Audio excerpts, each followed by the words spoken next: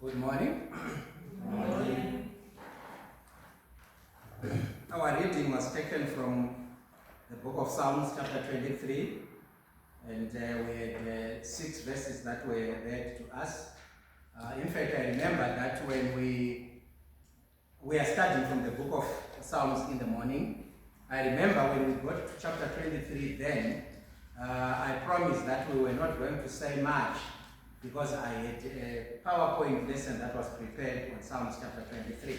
So I guess today is the opportunity for us to put some understanding to the book of Psalms chapter 23. Of course, the chapter is essentially known as The Lord is my shepherd. And sorry for me, this thing is tilting.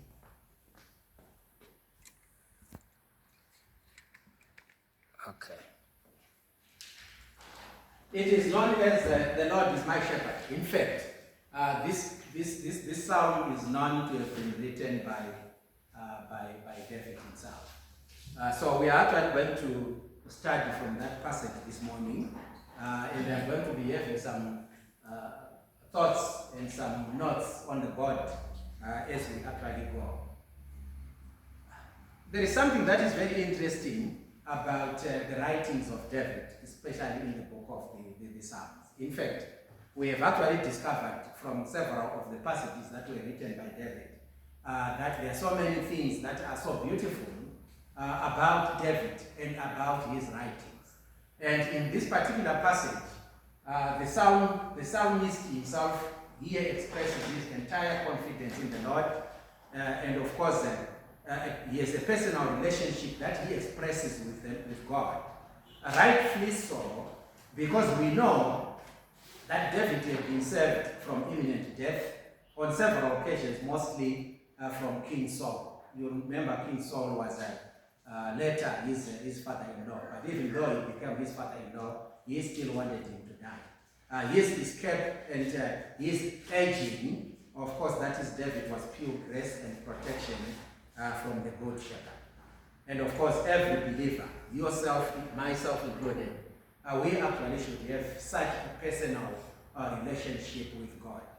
David had such a personal relationship. If we go back to the book of 1 Samuel, the moment that David came into the picture while Saul was king at the time, and of course, we move into 2 Samuel when David himself became the ultimate king after Saul's death. You actually move into 1 Kings as well when David is going to die. You're actually going to see a very unique man in terms of how David dealt with God. Whenever there was something that he had to do for God, he did it, from deep down his heart. It doesn't mean necessarily that David did not sin. There are 1 or 2 times that David found himself on the wrong side of the law of God.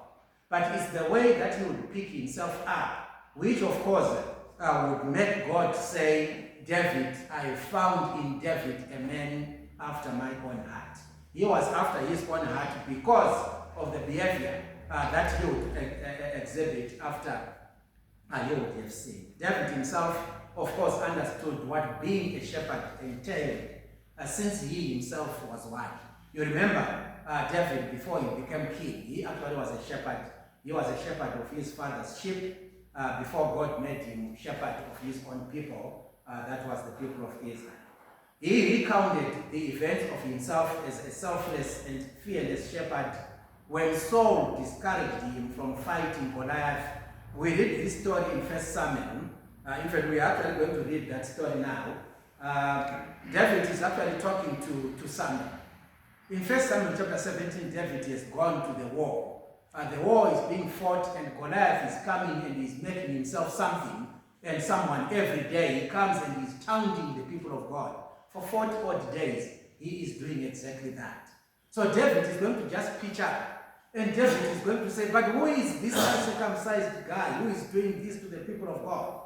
Nobody would give David, a young boy, a chance of fighting Goliath. His brother actually dismissed him. Saul also is also going to be dismissing him. If you read verse 33, you are actually going to discover that Saul was saying to him, you can't fight against this guy. This guy is a giant. This guy is so experienced. He has been fighting for years. But this is what David is going to say in answer to Saul, who was discouraging him. Verse 34, but David said to Saul, your servant used to keep sheep for his father. And when there came a lion or a bear and took a lamb from the flock, I went after him and struck him and delivered it out of his mouth. And if he arose against me, I caught him by his beard and struck him and killed him. Your servant has struck down both lions and bears, and this uncircumcised Philistine shall be like one of them, for he has defiled the army of the living God.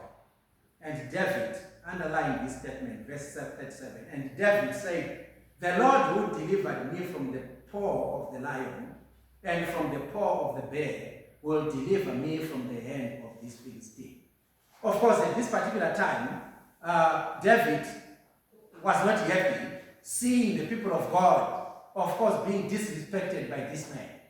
David is going to use his past experience as a shepherd and what he had encountered, which he believes would perhaps be more severe than facing this Philistine.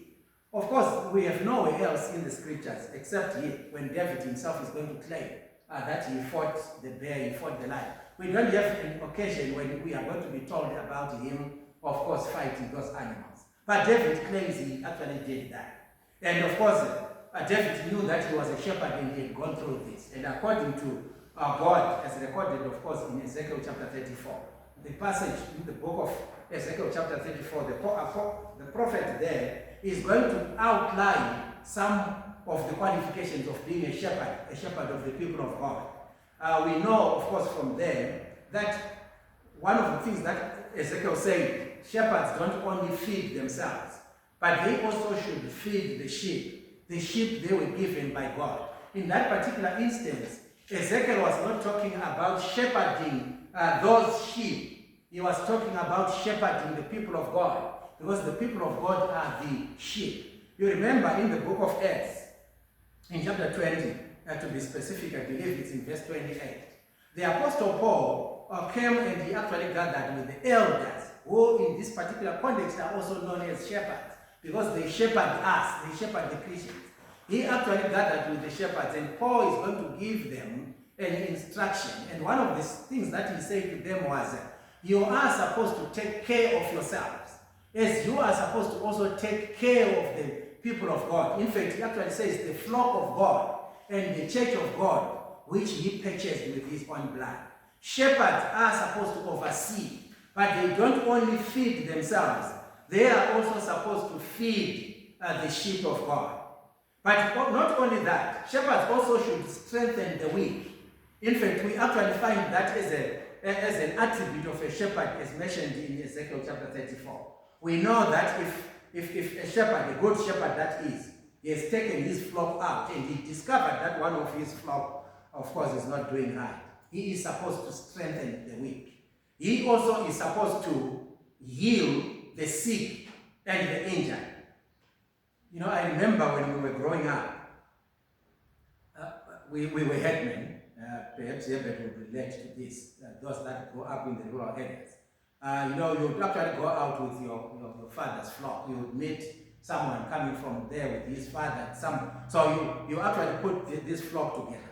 So when you were actually herding cattle, you would herd cattle together with the goats. And while you are herding cattle, goats, of course, are almost always naughty. They are wanting to jump over this here and there.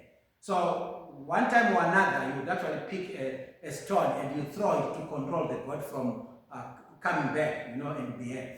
And more often than not, you would actually hit a goat either on the front leg or on the rear leg, and of course you break the leg. And when you have broken the leg, of course, when you come back home, you are actually not going to tell your parents that that's what you did. You are always going to try and find an excuse. But what they would actually do to take care of that broken leg is they would actually go and chop small sticks, and they would actually lay them around the broken area, and you actually put some strings around, and you fasten them there permanently. You give that goat a few days, perhaps a few weeks. The leg would have actually gone back to its proper. In fact, it would have healed. The injured would have been healed. It's healed by your care. If you don't do that, the leg is not going to heal on its own. In fact, it's going to rot, and that goat is going to die. You need to take care of that. You need to take care. That's what a shepherd does. For the people of God, shepherds, according to Ezekiel, they were also supposed to actually do that. If you have gone out and you are hitting your flock, and you have discovered that one is sick, you actually, like what that shepherd has done, you literally pick it up, and you are going to help it to go back home, because it can't walk on its own. That's what exactly a shepherd is supposed to do. Shepherds also will bring home those that would have strayed and those that would have gotten lost. And of course, David also knew this, because that's exactly what he would do when he was shepherding the flock of his father. It's interesting that when you look at that picture over there, you are going to see that that shepherd is walking in front of the sheep and the sheep is actually following him. We don't, of course, do this here. When it's here, I will be holding a whip and I'm driving, the animals to go back home. I'm told from different brethren who have visited Israel, and of course they have had an interaction with a different shepherd. There are shepherds, by the way, still in Israel today. Of course, that area is now war-torn, but there are shepherds who are still there. So when you interact with them, you will actually know that when they are heading during the day, they actually mix thousands of sheep. They are grazing together. So you actually have 5, 6 shepherds. This one has 30, that one has that one has that number. They are actually heading them together and they are grazing together. But when it's time to go back home, if it's in our case, when we were growing up, I would actually get a whip and I would be going, dividing these mixed animals. They are mixed with A and B's animals. So I'm going there, I'm picking out on mine and I'm going to whip it out to go out. The shepherds in Israel don't do that. In fact, I understand they have trained their sheep. So what the shepherd does is, when they are supposed to go back home, one will just come out of the rest and he goes and he stands there. And he's going to use his signal. If his signal is a whistle, his sheep are going to hear that. And they will quickly run to him because they have heard that we have been called. Another one will also have another different signal on the other corner. If his signal is declared yes, they are going to run and they are going to go to him. In no time, these hundreds of sheep are already separated. And you are now heading yours to go back home. You don't drive them, but they actually follow you. This actually makes a lot of sense, in fact. When Jesus is talking in the book of John, we'll talk about that a little bit later. You are going to see that making sense when Jesus actually says, I know my sheep, and my sheep know me. He knew that when he calls out and he makes a signal, his sheep are actually going to come to him. And making a sheep know the signal from their master, and of course to obey the signal, it comes from immense training. In Psalms 23, verse 1 and 2, this perhaps is what the king, David, had in mind. He lacked nothing. That's what he says. The Lord is my shepherd. I shall not want. He means he lacks nothing. He goes on to say, he makes me, this is the Lord. This is the shepherd. He makes me lie down in green pastures. And of course, that all symbolizes a fruitful life. He talks about still waters, which by themselves also symbolize peace. They symbolize calm, serene and tranquil environment, free from any disturbances. This is exactly what he is talking about.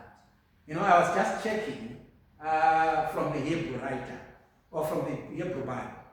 And I was attracted by those 2 words there that I've put up there. One is called deshe, when we actually pronounce it from here. And the other one is called chatsia. And deshe actually means such fresh foliage. You are looking at the grass, which is just coming out. We were talking about it this morning. It's just flourishing, and it's just coming out. It's fresh. That's the word which David actually used here. Such fresh, tender foliage that is just coming out.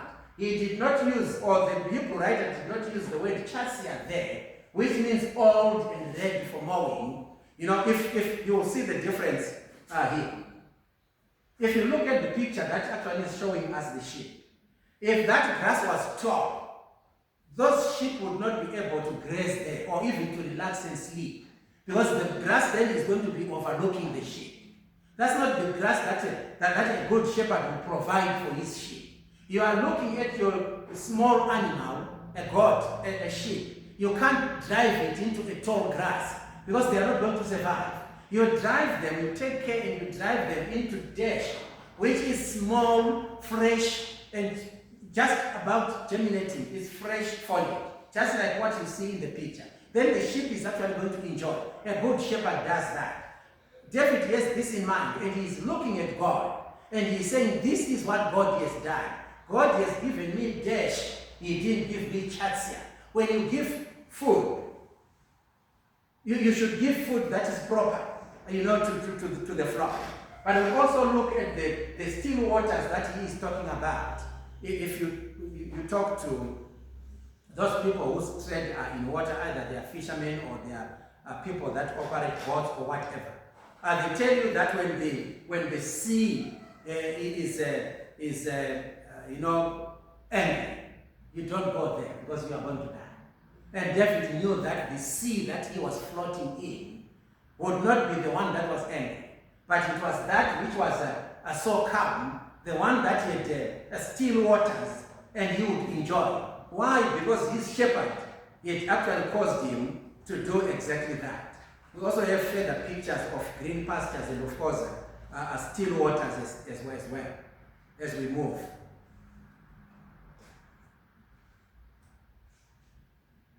So when we really look at those pictures and what David is saying here, every Christian needs to make an application here. I've already mentioned in John chapter 10, Jesus Christ is the good shepherd. In fact, that's exactly what he says in John chapter 10, I'm the good shepherd. And he also goes on and he says, I am the door.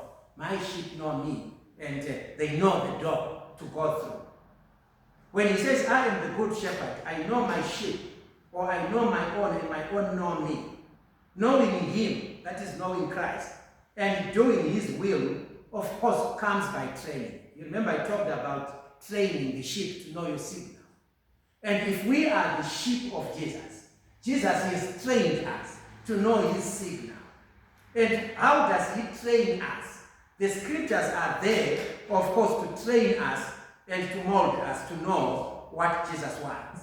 He feeds, he leads, he gives water, that is sufficient amount of water, night and day he does all those things, like a good shepherd. He knows his sheep in the sheepfold. John 10:14 has told us that. If he calls his own will follow him. But they don't just follow him blindly. They follow him with faith and with confidence. In physical terms, he knows their needs. He knows their situation. He knows their diseases, their sicknesses, their weaknesses, their infirmities, and all that concerns them. Jesus actually knows all those things. That's exactly what David is alluding to, that the Lord is my shepherd. So because of him, I am not going to want anything, because he's going to provide everything. And spiritually, Jesus is the bread of life. We know that he mentioned that in John chapter 6. After he had fed people, he's going to say to them, you should not be interested in this physical bread, but you should be interested in me, because I will give you the spiritual bread. We know he is the bread. By the blessed word of the gospel, Jesus feeds them. By them I mean you and me. We are the sheep that are supposed to be fed by the gospel, because it nourishes us, it comforts us, it strengthens us, and it leads us also from day to day. We need the scriptures to know where we are going. He is the very life of their soul. And I want to highlight this way. The word is diet. If you don't feed on it, the soul will actually be famished. And finally, it will be malnourished and it will die. In fact, I've put that statement in blue there, which says diet is not only what we eat, but what we also see and what we hear. And I want to emphasize on that point. We always look at diet as something that goes in and comes out, something that we eat. And that's correct, according to the perhaps dictionary description or definition of the word diet. But I will tell you that diet is not only that. It's not confined to eating. Diet can be something that you see. Imagine you allow yourself to see things that are going to corrupt you. And at the same time, you are actually trying to balance what you are seeing and what you are reading. Things are not going to match. Imagine you are going to hear things. I mean, we hear people talk about so many things, so many doctrines, so many teachings. If you are going to allow those people to be teaching you, and what they are teaching you is coming into you every time, that can also comprise diet for you. And that's actually going to damage you, because when the actual diet, which is the gospel, is coming, you are not going to understand what it's saying. Listen to what Paul said to the Galatians. In Galatians chapter 1, Paul talks, in fact, he actually says, I am astonished. Why was he astonished? He says, because you have already run away from the one that called you. You were called from the world. You came to Christ. But now you have quickly abandoned him. Why? Because you have actually listened to another gospel. Paul then goes on and says, I am not saying there is another gospel because there is only one gospel. However, you have listened to heresy. You have listened to what people are teaching you. Now you are falling for that, forgetting the one who actually died for you.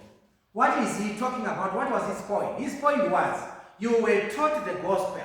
But even though you were taught the actual gospel, you allowed other false teachers to teach you. And because of that, they are de-teaching what we taught you. However, he then gave a warning and said, if anyone, even ourselves, even angels, come and they teach you anything contrary to what we have taught you, they should be accursed. Because there is only one gospel. In fact, in Romans chapter 1, he actually talks about that gospel. And in fact, we actually know that he talks about the gospel every other time where he writes about it. Because he actually says it is the power of God for salvation. That's the gospel we are supposed to be taught by the shepherd who is God. That's the diet, spiritually, that we should live on. Because without living on that diet, we are actually going to die. Coming back to Psalm chapter 23. In verse 4 and 5, David actually talks about this. He says, even though I walk through the valley of the shadow of death, I will fear no evil, for you are with me. Your rod and your staff, they comfort me. You prepare a table before me in the presence of my enemies. You anoint my head with oil, my cup overflows. You know, I was hooked to this picture here. Maybe I want to make sense of this picture. I don't know if you really see it from there. And you're going to see the understanding there. When you see a KFC outlet, you are actually thinking of chicken. I mean, that's the first thing that comes to you. Because actually it's called the Kentucky Fried Chicken. Because that's where chickens are slaughtered and fried. But look at this brave chicken. It's actually going to be walking past Chicken Inn. I mean KFC. Your friends are being fried inside. But because he knows that they are not going to do anything to him, he is just going to be walking past. Though I walk through the shadow of death, I fear no evil. You know, of course, it doesn't mean that you are supposed to risk your life because you fear no evil. But this is what David was talking about. The valley of the shadow of death, we perhaps may not understand exactly what David had in mind. But this is what I thought and what I made of this passage. Think about death. I think the most extreme thing that can come on any of us is death. Dying physically. Because we don't want to die. We fear death. But even if it's death, you know, I was thinking when I was preparing this lesson when I got to this part. And I thought that the day that I will die, those loved ones who will be gathered around me, some of them perhaps will be there present when I'm dying. So they have nothing to do with me anymore. So they are going to be having me for a couple of days. But finally they are going to take me to the grave. And perhaps the only final thing they can do to me is when they've laid me in the grave, is just to say bye-bye and go back home. They have nothing to do with me. And I'm alone there. And this is exactly what David is saying. Even when that happens, I'm not alone. Because you are with me. You are not going to leave me. when my relatives are going to go back home, when your husband, your wife, your children are going to leave you in the grave, you are not alone. I am not alone, even in the valley of the shadow of death. I am not alone. He even goes on and talks about it. I mean, it could be death or some deadly situation which has cornered us. We should always remember that if we truly call upon his name, he will be with us. We are never going to be alone. Just like that chicken which is walking past KFC. Even though the people in KFC might be looking at it and they are saying, that will be good for lunch. But somehow, they will just feel tired to chase it, and it's going to pass. Because it's not alone. Think about Hananiah, Mishael, and Azariah. I deliberately used their actual names. Of course, you would want me to have used Shadrach, Meshach, and Abednego in the fiery furnace. When the fiery furnace is going to be hit 7 times more. Imagine if it was running on 1,000 degrees Celsius.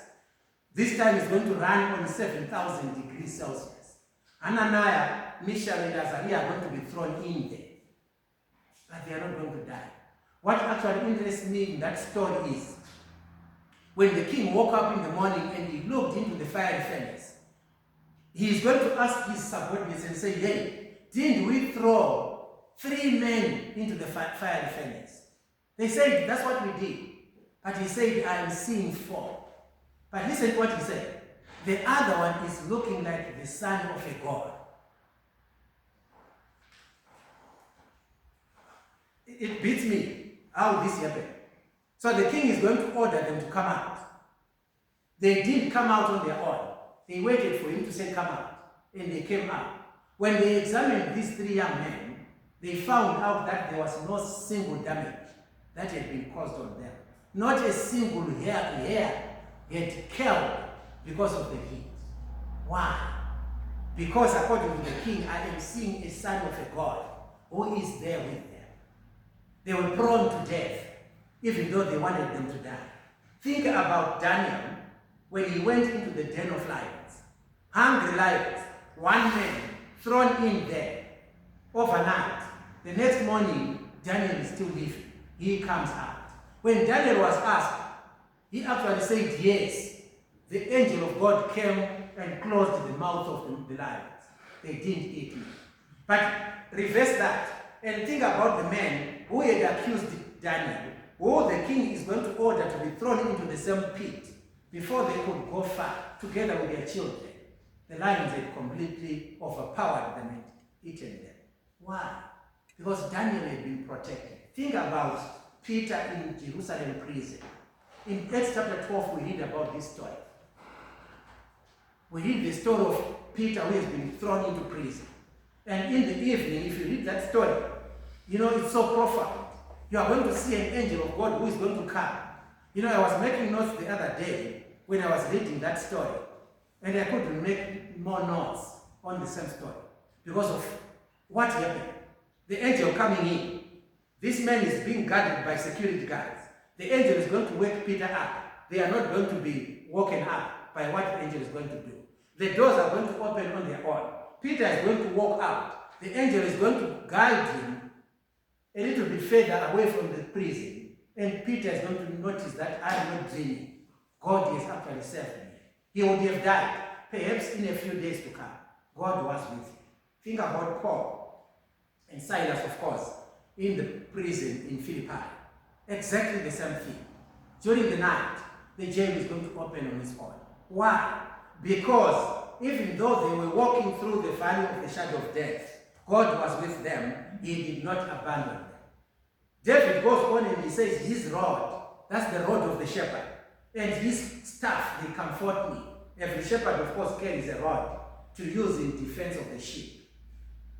Comfort comes from knowing that there is adequate security around you. You know, we have presidents across the world. The reason why they want motorcades around themselves, they just can't walk past to go to the shops. Few would perhaps do that. Men we know they actually can't do that. They need a motorcade. Why?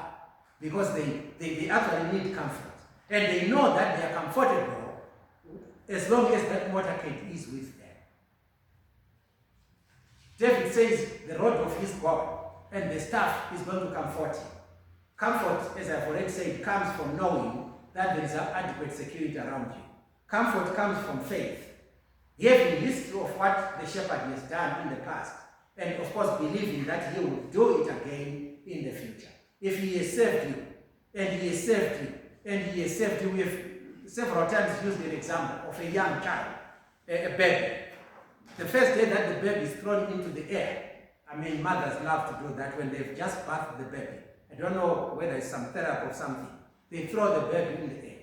The first day the baby is thrown in the air, of course, he's not comfortable with that. Perhaps the second, perhaps the third.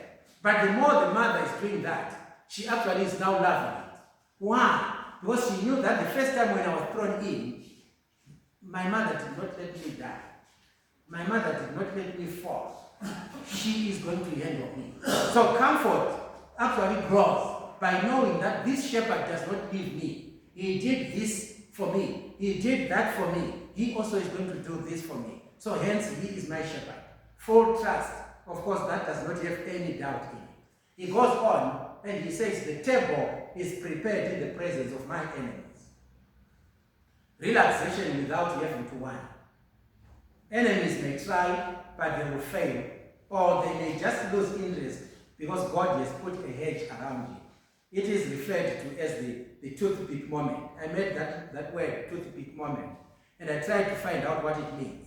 And it actually says when people have eaten, if you eat in a relaxed atmosphere, you are going to ask or look for a toothpick.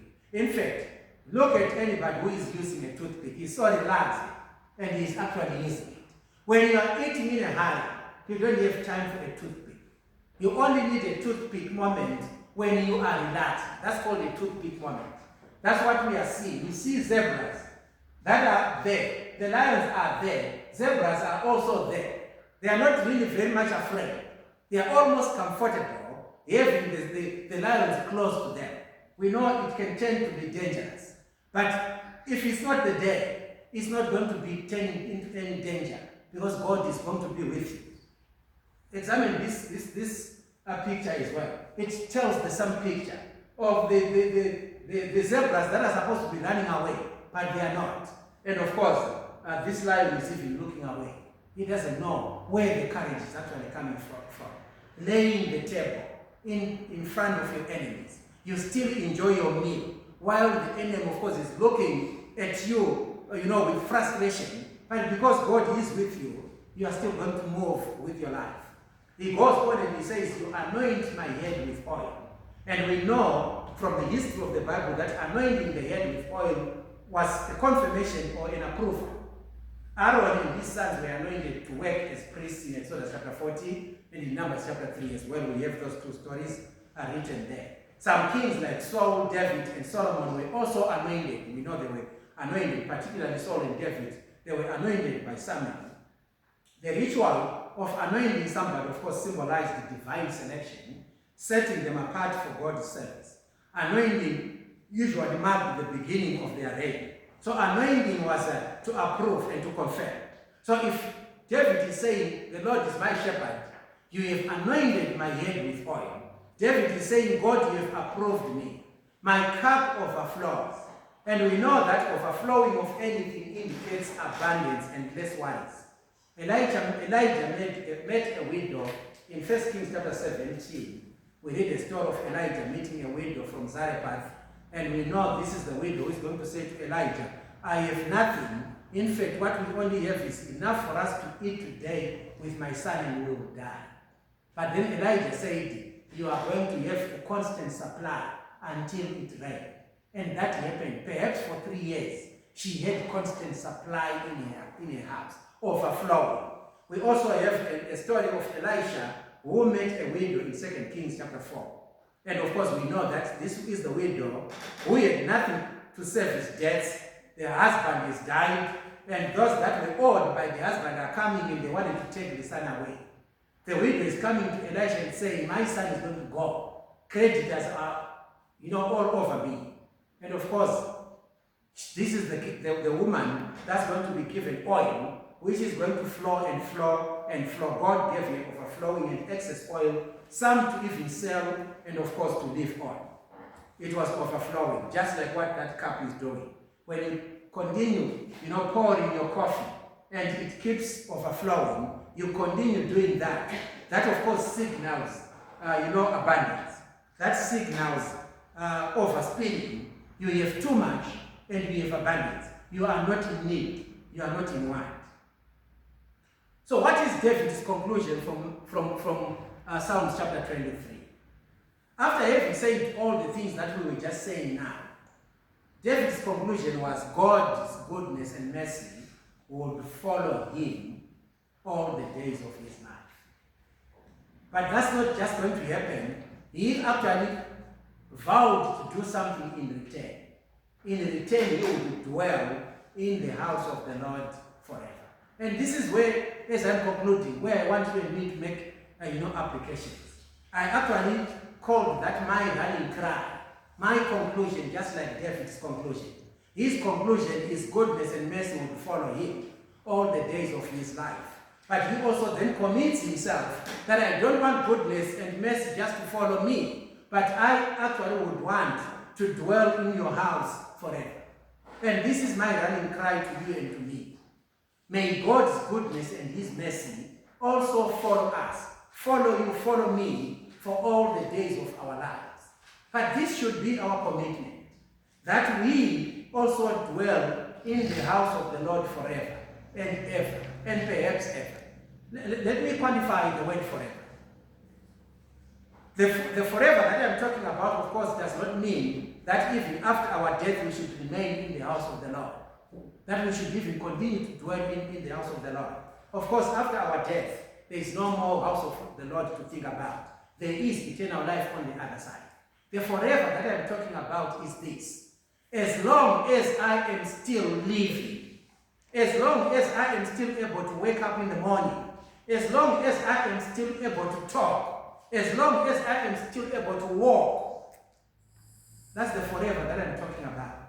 May I be able to remain in the house of the Lord forever, as long as I still have energy in me. That's exactly what David was making a commitment about.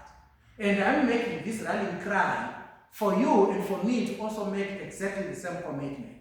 May you allow me, God, as long as I am living, that I'm not going to live. You remember in the morning, we were talking from Psalm 103, and we actually talked about how magnificent the Lord is. In fact, from chapter 100, 101, 102, 103, there are so many important things that we have actually seen when the writers are taking back the praises to God. And they are saying, without God, we would not have existed. If we understand that, and we appreciate that, we are of course not going to procrastinate the word that we talked about this morning. Let me ask for the goodness of God and his mercy to follow us throughout the days of our lives. But let us also invite the goodness, invite the mercy by dwelling in the house of the Lord. Because it's only when we are in the house of the Lord that we are going to find the goodness and the mercy of God. David realized that. Of course, we don't know at what point did he write the Psalms, especially chapter 23 in his life. But David is looking back into his life, and he's looking at all that God had done for him. You remember in 2 Samuel chapter 7, when God had said, I am going to do this, I am going to do that for you. He asked a question to God and said, but God, is this what you do to everybody? Who am I that you have actually done all these things for me? I am just a created being like everybody else. Why have you chosen me? And that is one question that has traumatized me in my life. I look at things that God has perhaps pampered me with, and I say, but who am I? Is it because I really deserve to have these things? The answer is no. I don't deserve to have those things.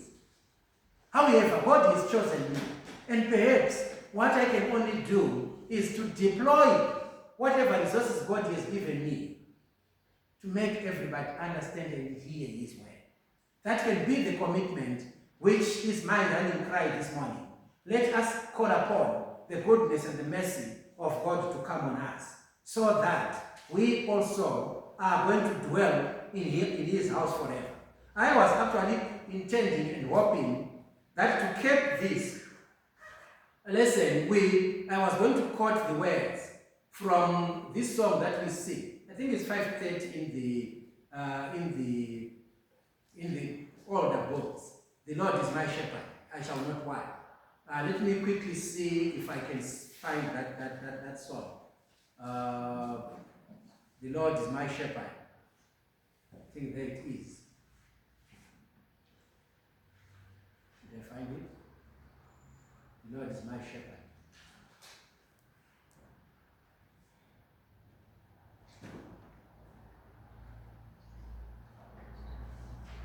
Well, I actually have two of these songs with different notes. I can't remember which one we really sing. Do you remember? Are those the notes for the song? There's another one that I left. Keith, would you? This will be the one. And of course we know, maybe we can sing one line together before I don't mean this to be the closing song. Keith is going to go ahead with this program. I just want us to sing one line of this song to cap what David actually taught us from verse 23. The Lord